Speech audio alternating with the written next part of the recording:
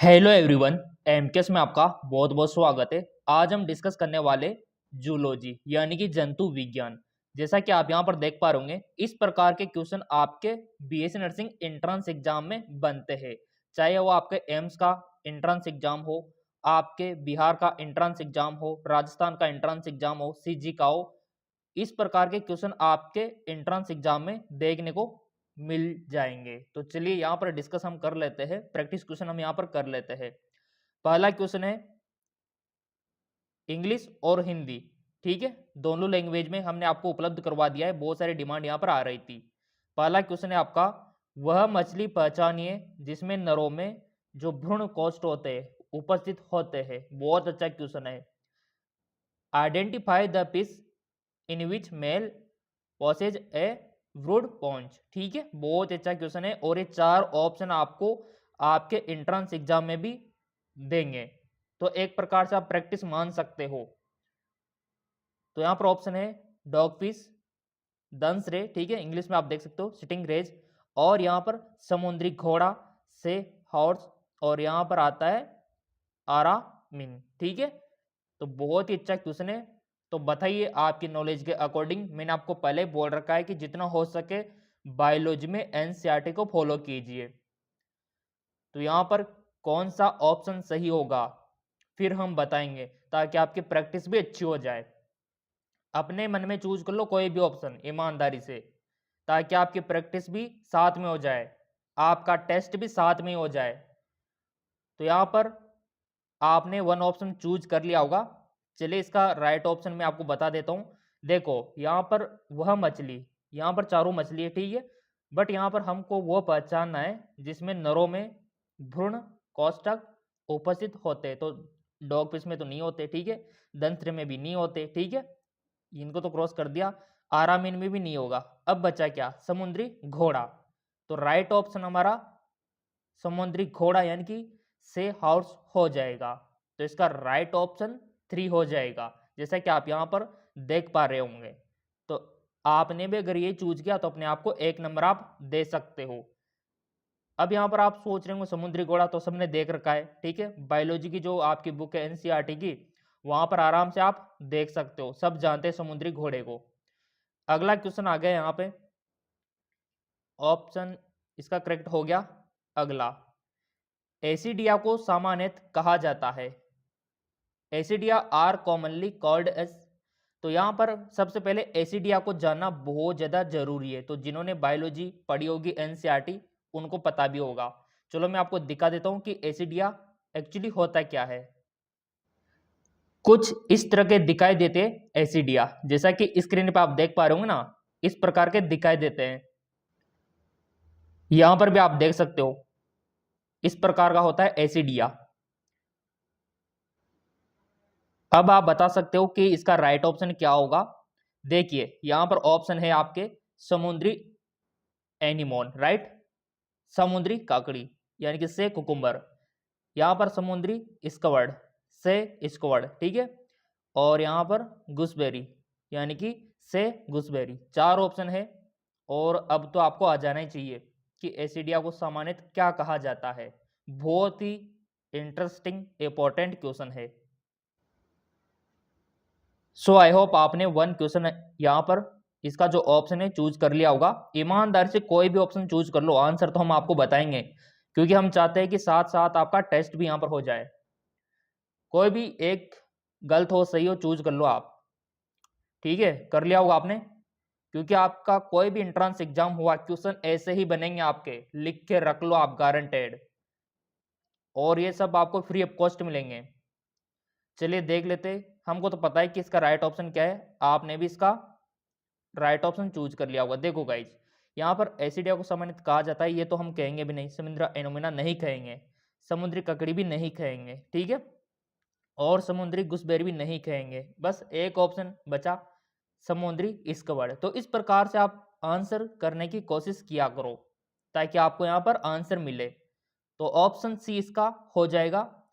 और यानी कि ये क्वेश्चन ये नॉलेज चेक करना चाहता है कि एसिडिया के बारे में आपको क्या क्या पता है, ठीक है ना।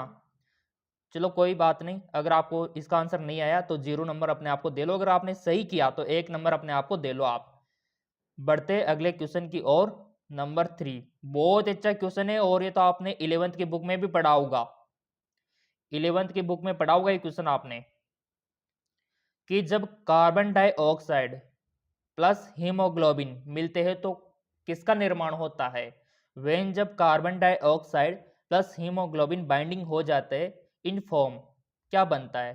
कार्बोक्सी हीमोग्लोबिन बनता है, या फिर ऑक्सी हीमोग्लोबिन बनता है, या फिर कार्बिनो हीमोग्लोबिन बनता है, या फिर मेठी मोग्लोबिन बनता है। बहुत ही शानदार क्वेश्चन है और ऐसे ही क्वेश्चन आपके बीएस नर्सिंग एंट्रेंस एग्जाम में बनते हैं, लिख के रख लो आप। कोई भी एंट्रेंस एग्जाम दो आप, एम्स का एंट्रेंस एग्जाम दो, चाहे आप अपने आरयूएचएस का दो, चाहे आप पीएनएसटी का दो, ठीक है, चाहे आप बीसीईसी का दो, ऐसे ही क्वेश्चन आपके बनते हैं।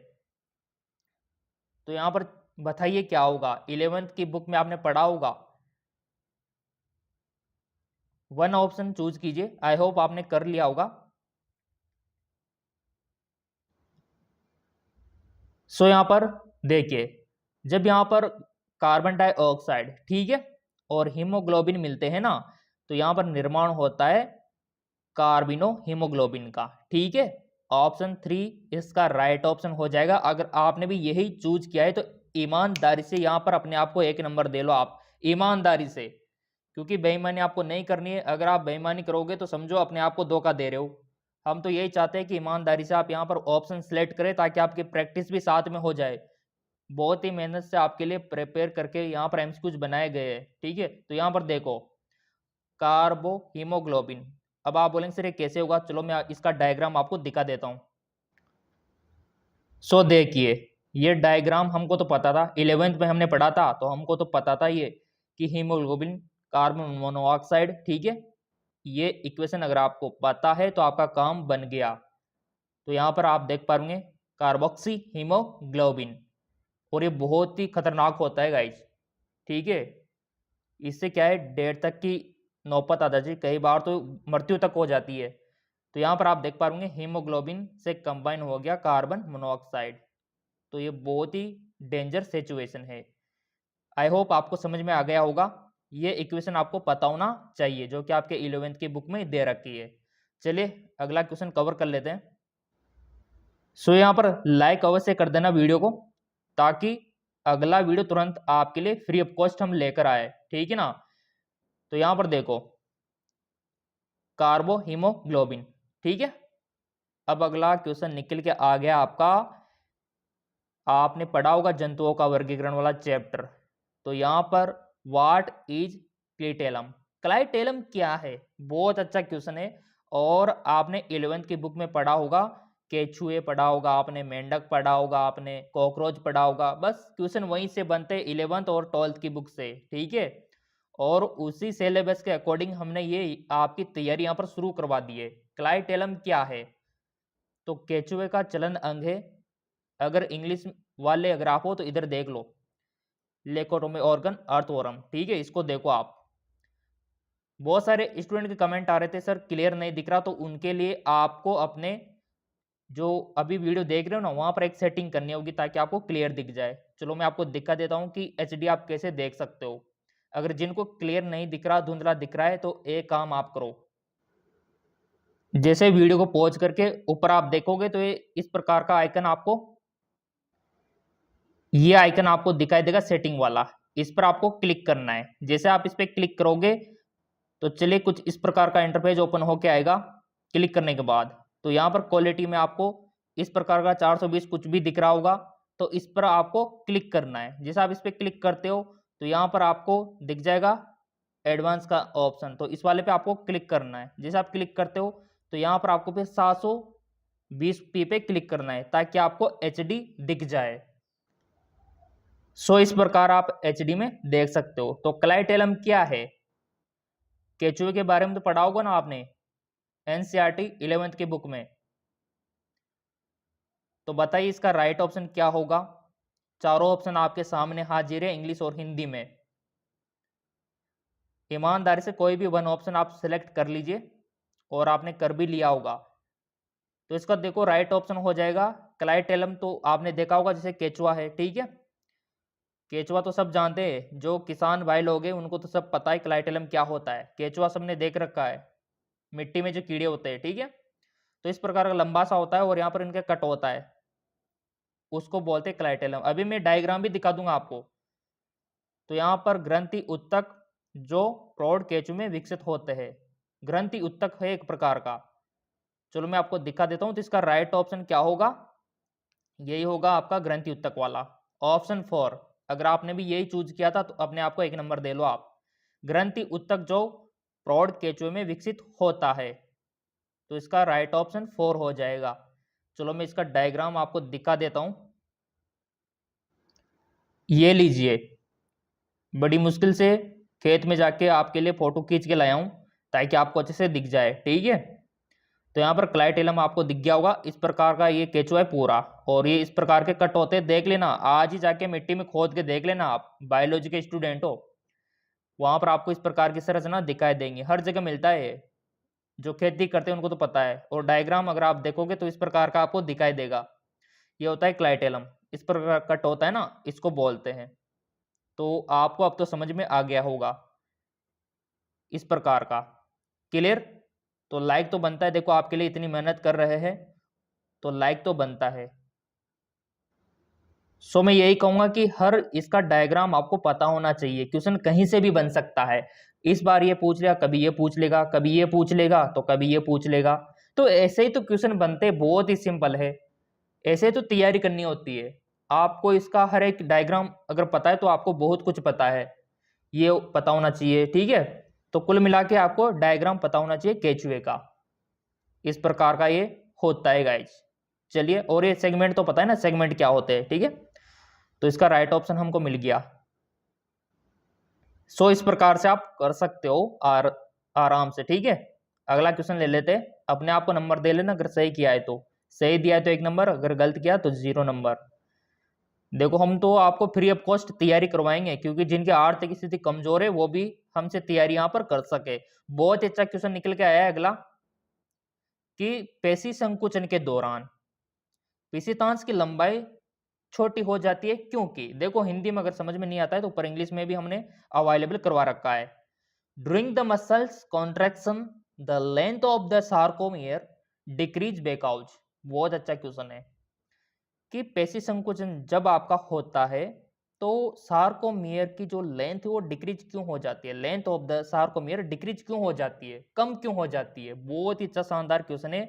और 11th का जो पेशी मसल्स वाला चैप्टर है वो अगर आपने पढ़ा होगा तो समझो ये क्वेश्चन आपको आ गया होगा। बताइए, 4 ऑप्शन आपके सामने हाजिर है।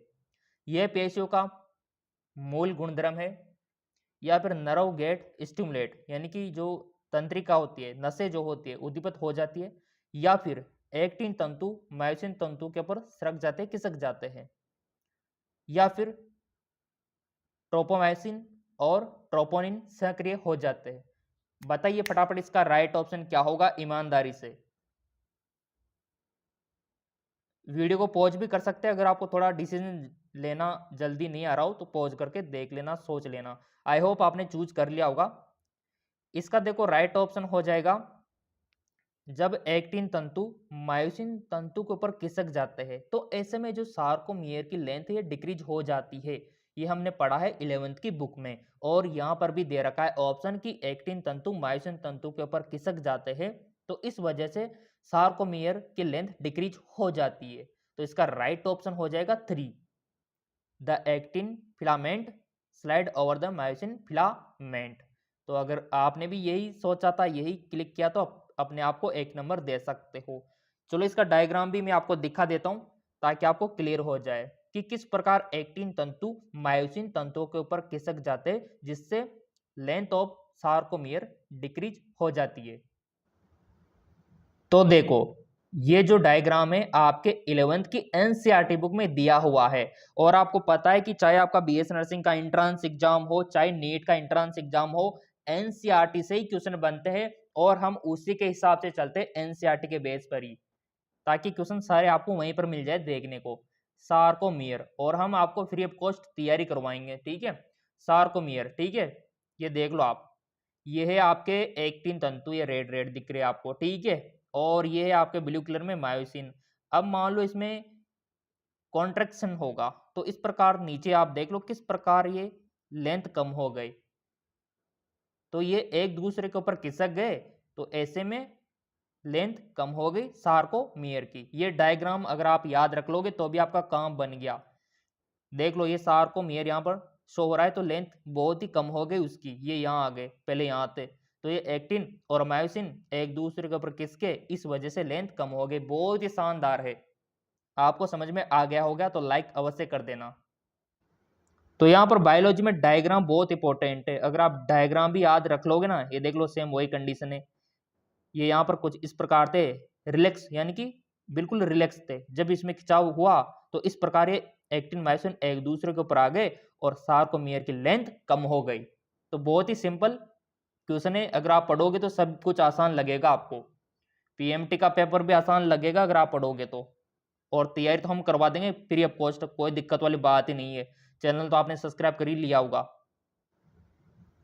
सो यहाँ पर जिस स्टूडेंट को वो डायग्राम भी पता है वो क्वेश्चन यहाँ पर सोल्व कर देगा इजिली, और हर क्वेश्चन हम यहाँ पर करवाएंगे, फिजिक्स भी करवाएंगे, केमिस्ट्री भी, जूलॉजी, बॉटनी, सब कुछ मिलेगा आपको फ्री ऑफ कॉस्ट।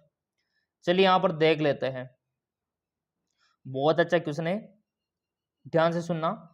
धीमी और निरंतर संकुचन लाल मास की विशेषता है, निम्नलिखित में से कौन सा लाल मास है? बहुत अच्छा क्वेश्चन है। Slow and sustain contraction is a feature of red meat, feature है यहाँ पे ऑफ रेड मीट, ठीक है, उसका फीचर आपको बताना है। Which of the following below is red meat, तो यहाँ पर बहुत ही अच्छा क्वेश्चन है, क्वेश्चन को समझो पहले। यहाँ पर निम्न में से कौन सा लाल मास है? लाल मास तो पता है, और वह धीमा और निरंतर संकुचन होना चाहिए, धीमा और निरंतर संकुचन। देखो रेड तो यहाँ पर ऑलमोस्ट आपको दिख ही जाएंगे, बट धीमा और निरंतर संकुचन होना चाहिए, ये इंपॉर्टेंट है यहाँ पे, धीमा और निरंतर, यानी कि स्लो एंड सस्टेन। तो यहाँ पर ऑप्शन है लिम्ब मसल्स, और यहाँ पर पश्च मसल्स, और यहाँ पर टंग यानी कि जीवा, जीभ, ठीक है, यहाँ पर मसल्स ऑफ स्टोमक यानी कि अमाशय की पेशियां। तो ईमानदार से बताओ इसका राइट ऑप्शन क्या होगा? अगर आपने पढ़ा होगा मसल्स के बारे में तो आप इजीली इसको कर पाओगे, और क्वेश्चन बनता है आपके मसल्स से, बताइए। तो देखिए स्टूडेंट, यहाँ पर धीमा और निरंतरण, तो देखो यहाँ पर इसमें भी नहीं होगा, ठीक है, और जीवा में भी नहीं होगा क्योंकि धीमा तो होता ही नहीं, इसमें पास्ट होता है। अमाशय में भी नहीं होगा, इसमें पास्ट होता है। तो बचा क्या? पश्च और प्रसारक मांसपेशियां यानी कि muscles of the back, back की जो मसल्स है ना, इसका राइट ऑप्शन हो जाएगा, चाहे आप देख सकते हो। ये देखिए, क्योंकि हमने तो पढ़ रखा है ना 11th और 12th के एनसीईआरटी, तो हमको पता है और हमने तैयारी भी कर रखी है, तो हमारे लिए तो ये क्वेश्चन बहुत आसान है। तो यहाँ पर एक डायग्राम आपको पता होना चाहिए बस, बायोलॉजी में डायग्राम इंपॉर्टेंट है।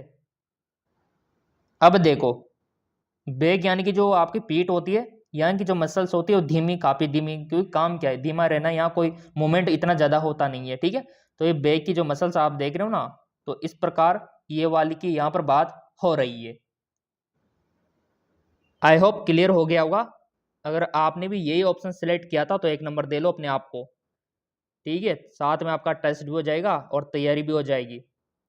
अगला क्वेश्चन निकल के आ गया, तारामीन यानी कि स्टार पीस, ठीक है, भंगुर तारा यानी कि ब्रिटल स्टार, पिच तारा यानी कि आप ऊपर देख सकते हो फीचर स्टार, सभी इकाइनोडर्मेटा है, पढ़ रखा होगा आपने तो, जंतुओं का वर्गीकरण। तारा नाम लिखने का कारण क्या हो सकता है? देखो एग्जामिनर ने कितना घुमा फिरा के क्वेश्चन यहाँ पर पूछा है, बट MK सर आपके साथ है, बिल्कुल भी चिंता आपको नहीं करनी है, मुकेश सर आपके साथ है जो फ्री ऑफ कॉस्ट आपकी तैयारी करवाएंगे।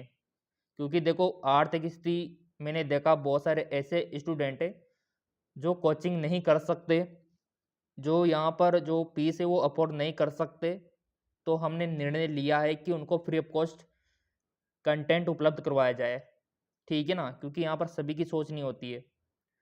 तो देखो यहाँ पर ऑप्शन है यहाँ पर ऑप्शन पहला, दे आर द लुमिनेसेंट, यानी कि संदीप्तशील है, या फिर इनके शरीर पर तारों के जिहा होते हैं, या फिर इनमें पंचतीय अरीय समिति होती है, ये समुद्र में तारों के समान होते हैं। बताइए ईमानदारी से इसका राइट ऑप्शन क्या हो सकता है? स्टार पीस, ब्रिटल स्टार, इधर star and all echinodermata, what can be reason for getting the name star? बहुत अच्छा क्वेश्चन है भाई, इकाइनोड्रमेटा है ही सही, ठीक है। तारा का नाम लिखने का यहाँ पर कारण क्या हो सकता है? सो यहाँ पर एनसीईआरटी अगर आपने पढ़ा होगा तो आपने देखा होगा कि ये जो तारा नाम यहाँ पर यूज किया गया है, ये इसलिए यूज किया गया है, देखो यहाँ पर इनका जो आपने सिमेट्री पढ़ी होगी, अरे समिति पढ़ी होगी, ठीक है ना, रेडियल सिमेट्री, ये आपने पढ़ा होगा, बस वही रीजन है यहाँ पर तारा लिखने का। तो यहाँ पर कहीं ना कहीं पर दे रखा होगा अरे समिति, ये दे रखा, इसमें पंचतीय अरे समिति होती है, पंचतीय, इसलिए यहाँ पर इनका यूज किया गया, ठीक है, अरे समिति। और इसका राइट ऑप्शन भी यही होगा, ये देखिए अरे समिति होती है इसमें, तो इसका राइट ऑप्शन 3 वाला हो जाएगा। अगर आपने भी यही किया था तो अपने आप को 1 नंबर दे लो, अगर कोई दूसरा आपने ये किया हो तो 0 नंबर आप अपने आप को दे लो। अब यहाँ पर देखो थोड़ा सा डायग्राम में आपको दिखाना चाहूंगा ताकि आपको और क्लियर हो जाए। जैसा कि आप यहाँ पर देख पा रहे जो सिमेट्री है वो कुछ इस 2 प्रकार की होती है, जैसा कि स्क्रीन पे आप देख पा रहे ये होती है रेडियल और ये होती है बाइलेटरल, ठीक है।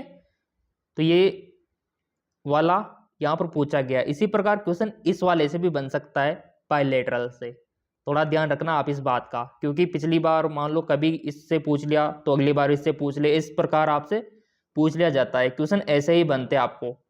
तो रेडियल और बाइलेटरल दोनों का आपका पता होना चाहिए, क्लियर।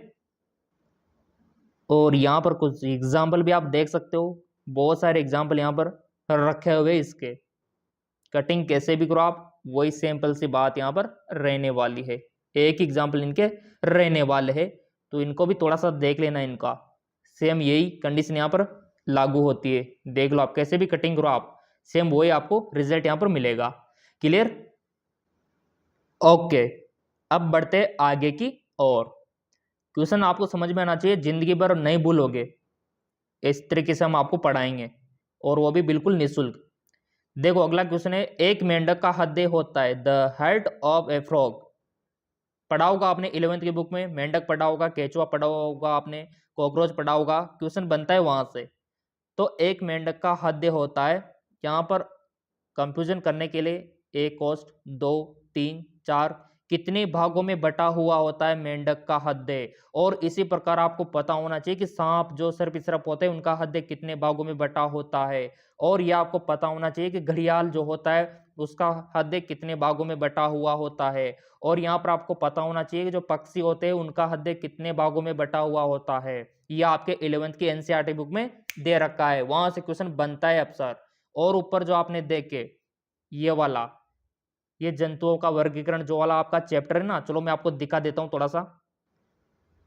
ये जो आपका चैप्टर है 11वीं की बुक में बहुत ही इंपॉर्टेंट है, यहां से हर बार क्वेश्चन पूछ लिया जाता है, ये देखो सब कुछ इसमें दे रखा है, प्रैक्टिस तो हम करवा देंगे। ये देखो यहाँ से क्वेश्चन पूछा गया था वो, तो थोड़ा सा आपको एक्टिव होने की यहाँ पर जरूरत रहने वाली है, और आपके मुकेश सर आपके साथ है, फ्री ऑफ कॉस्ट तैयारी करवाएंगे आपकी बिल्कुल निःशुल्क, ताकि जो गरीब बच्चा है, गरीब फैमिली से बिलोंग करता है, उनका भी सिलेक्शन हो सके। हमारा यही मकसद है कि जिनके पास पैसे नहीं है, आर्थिक स्थिति कमजोर है, उनको भी सिलेक्शन हम दिला सके। तो यहाँ पर आपके पास ये एनसीईआरटी की किताब तो होगी, प्राणी जगत का वर्गीकरण, बस ये इसको थोड़ा सा देख लेना, क्वेश्चन बनता है। ये रहा वो अरे समिति जिसका अभी डिस्कस हमने किया था, ये रहा आपका दीपार्सव, तो ये इंग्लिश मीडियम में भी अवेलेबल है, कोई दिक्कत वाली बात ही नहीं है। और इसको तो अच्छे से क्लियर कर लेना, इस वाले को चाहे तो आप इसका स्क्रीनशॉट ले सकते हो, क्वेश्चन बनेगा यहाँ से, ये वर्गीकरण आपको पता होना ही चाहिए, इस प्रकार का लिख के रख लो, क्वेश्चन बनता है यहाँ से, क्लियर। तो ये इस प्रकार आपको ये सब वर्गीकरण आपको पता होना चाहिए, कुछ ना कुछ डिटेल आपको पता होना चाहिए, अगर आपको सिलेक्शन ही चाहिए तो अगर आपको ये पता होगा तो अवश्य आप इसको कर पाओगे कि मोलस्का में क्या होता है, अर्थोपोडा में क्या होता है, इकाइनोडर्मेटा में क्या होता है ना, इतना सा आपको पता है तो आपके समझो सिलेक्शन बहुत ही करीब है। तो यहाँ पर तो देखो हमने 11th 12th सब पढ़ रखी है और हमने तो एंट्रेंस एग्जाम में पास कर रखा है, तो हमको सब कुछ पता है कि मेंढक में कितना हद्दे होता है। तो सिंपल सी बात है, देखो 3 प्रकोष्ठ उसमें पाए जाते हैं, क्योंकि इसका डायग्राम मेरे को पता है और डायग्राम पता है तो वो जिंदगी भर नहीं भूलता। ठीक है, तो इसका राइट ऑप्शन यहाँ पर क्या दे रखा है, 3 चैम्बर, यानी कि 3 चैम्बर इसमें होते हैं। अगर आपने भी इस पर टिक लगाया था ना तो अपने आप को 1 नंबर दे लो, अगर गलत किया तो 0 नंबर दे लो। अब देखो इसका डायग्राम याद रखना बहुत इंपॉर्टेंट है। ये डायग्राम आप देख सकते हो, इसमें क्या दे रखा है, एक राइट एट्रियम है, एक लेफ्ट, यानी कि दाया नीले बोलते हैं, दाया आलिंद, नीले तो नीचे वाले होते, ये आलिंद हो गए दाया, और ये बाया आप देख सकते हो आलिंद हो गया। ठीक है, और ये नीचे एक ही दे रखा है वेंट्रिकल, दाया बाया कुछ भी नहीं है, बस एक ही वेंट्रिकल है। तो कितने हो गए, एक, दाया आलिंद एक, बाया आलिंद दो, और ये नीले 3, तो 3 ही चैम्बर है। ये मेंढक के हद्दे का देख लो आप, जिंदगी पर नहीं भूलोगे। और हमने तो मेंढक का पास्ट मॉर्टम करके भी देख रखा है, देख सकते हो आप। प्रयोगशाला में जब आप आगे जाओगे तो आपको दिखाया भी जाएगा, ऐसे कटिंग करके मेंढक का आपको दिखाया जाएगा, बायोलॉजी के स्टूडेंटों सब कुछ आपको दिखाया जाएगा। तो इस प्रकार इनका हद्दे का संरचना देख लो, सेम वही है, 1 2 3, तो 3 चैम्बर इसमें होते हैं। क्लियर हो गया होगा। ये डायग्राम चाहो तो नोट डाउन कर सकते हो, जिंदगी भर नहीं भूलोगे। अगर डायग्राम से याद रखोगे तो, रटोगे तो भूलोगे, डायग्राम से याद रखोगे तो जिंदगी भर काम आएगा। आई होप आपको समझ आ गया होगा। अगला क्वेश्चन निकल के आ रहा है यहाँ पे। देखो मैंने बोला था ना कि 11th की बुक से काफी सारे क्वेश्चन बनते हैं वर्गीकरण से। तो देखो हमारे कांटेक्ट में जो स्टूडेंट रहेगा सिलेक्शन पाकर ही रहेगा वो, फ्री ऑफ कॉस्ट।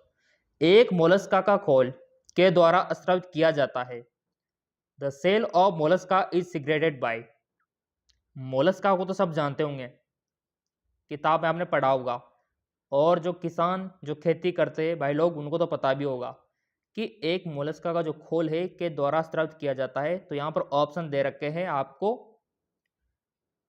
मेटल, ठीक है, मेंटल, और इंग्लिश में भी देख सकते हो रेडुला यानी कि ग्रसित, और यहाँ पर जेलेक्सिबा जिसको ओस्पेरिडियम बोलते हैं। ठीक है, ओस्पेरिडियम बोलते हैं, या फिर आप देख सकते हो नंबर 4 विसेरा। ठीक है, आंतराक। तो सिंपल सा क्वेश्चन है ये, तो आपके 11th की बुक में ही दे रखा है ना कि ये किसका सिग्रेशन करता है। मोलस्का के बारे में आपने पढ़ा होगा, तभी तो मैं बार बार बोल रहा हूँ कि एनेलिडा के बारे में भी पढ़ना है, मोलस्का के बारे में भी पढ़ना है, अर्थोपोडा के बारे में भी पढ़ना है, इकाइनोडर्मेटा के बारे में थोड़ा थोड़ा आपको पढ़ना है। क्लियर। तो यहाँ पर बताओ राइट ऑप्शन क्या होगा, तुरंत बताओ यहाँ पर राइट ऑप्शन, ईमानदारी से बताना आप। बहुत सारे स्टूडेंट ऐसा कर लेंगे कि इधर उधर दे के किताब में दे के बता दे, ऐसा मत करना। अगर ये आप करोगे तो अपने आप को धोखा दे रहे हो, सिंपल सी बात है। हम तो जितना हो सके फ्री में आपकी तैयारी करवा रहे हैं यहाँ पे, क्योंकि एग्जाम नजदीक है आपका, एंट्रेंस एग्जाम के। बड़ी चिंता होती है हमें कि बच्चों के एग्जाम आ गए पास में, तो तैयारी हमने करवा दी फ्री ऑफ कॉस्ट। आपसे भी ज़्यादा चिंता हमें होती है आपके एम के सर को, क्योंकि जिस प्रकार आपके एम के सर ने सिलेक्शन पाया है उसी प्रकार आपको सिलेक्शन दिला के रहेंगे फ्री ऑफ कॉस्ट। एक मोलस्का का खोल स्रावित करता है, तो यहाँ पर बहुत ही बच्चों वाला क्वेश्चन मान सकते हो आप। हमने तो पढ़ रखा है कि मेटल, ठीक है, राइट ऑप्शन इसका मेटल हो जाएगा। अगर आपने भी ये टिक लगाया था तो अपने आप को 1 नंबर दे लो आप। अगर कोई और लगाया, आपने 2 लगाया, 3 लगाया, 4 लगाया, तो 0 नंबर दे लो। अब आप बोले सर ये मेटल क्या होता है और कैसे सिगरेट होता है और मोलस्का किस प्रकार का होता है, तो चलो मैं आपको डायग्राम ही दिखा देता हूँ। तो आपके लिए खेत में आ चुका हूँ मैं, थोड़ा सा इसका भाई फोटो ले लेता हूँ, ठीक है, आपको दिखाने के लिए।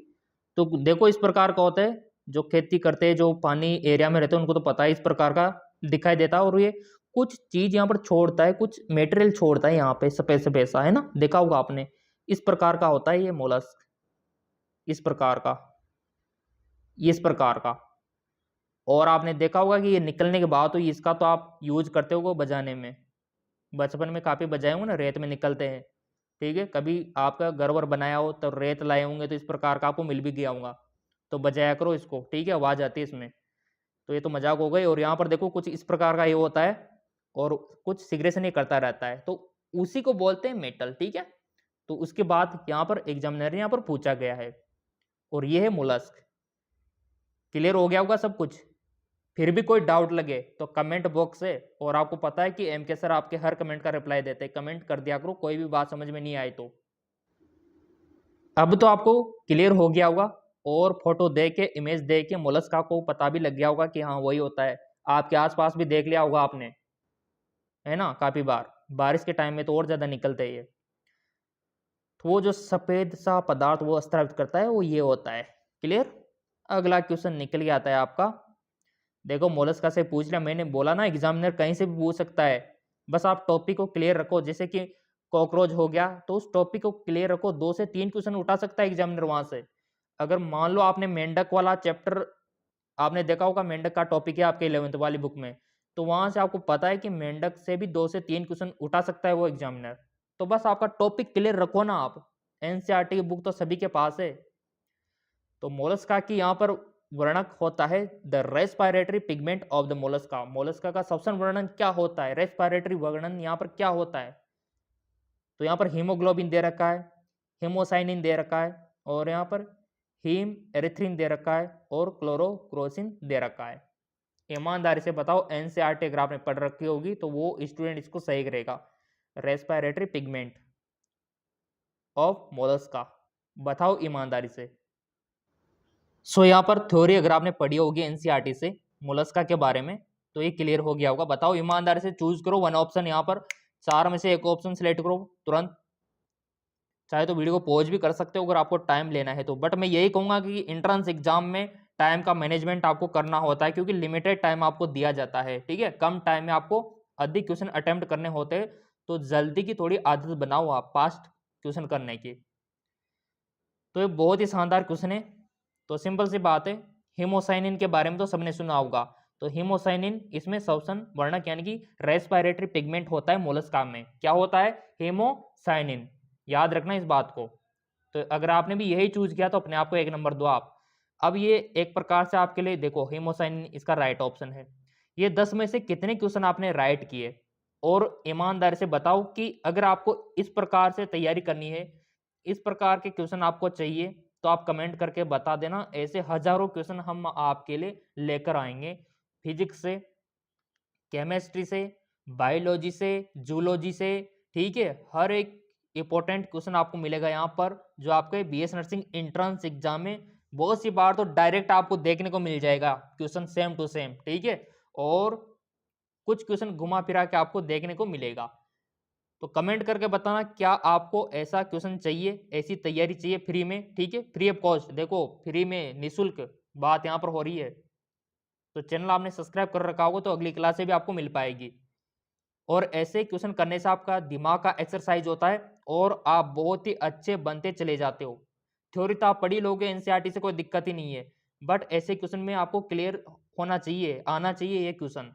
और हमने आपको देखो डायग्राम के माध्यम से भी समझाने की कोशिश की है। अगर आपको कोई मेथड हो कुछ और कि किस तरीके से आप समझ सकते हो, तो आप फिर भी बता सकते हो कमेंट करके, सर हमको इस तरीके से समझ में आएगा। क्योंकि हमारा तो मकसद ही यही है कि आपको समझ में आ जाए, बस आपका सिलेक्शन हो जाए, बस आपके माता पिता का नाम रोशन हो जाए, बस हमारा तो यही सपना है। तो कमेंट करके आप बता सकते हो जो टीचिंग का मेथड ये वाला बेस्ट रहेगा जो अभी हमने यूज किया, तो आप बता सकते हो। और यहाँ पर इस प्रकार के एमसीक्यू चाहिए तो आप बता सकते हो, आप कमेंट करके बताओ। अगली क्लास इसी प्रकार के हम लेकर आएंगे, इसी प्रकार के एमसीक्यू लेकर आएंगे, फिजिक्स का हम डिस्कस कर लेंगे। और जितना हो सके सपोर्ट करो आप लोग, ताकि फ्री में मैं आपकी तैयारी करा सकूं। तो कमेंट करके बताओ जो भी आपका रेस्पॉन्स रहा है। और हाँ, ये भी बता देना यहाँ पर जो आपने 10 क्वेश्चन किए कितने अंक आप लेकर आए, यहाँ पे 10 में से कितने अंक आप लेके आए वो भी बता देना, ताकि आपका एनालिसिस हम कर सके। ओके, धन्यवाद।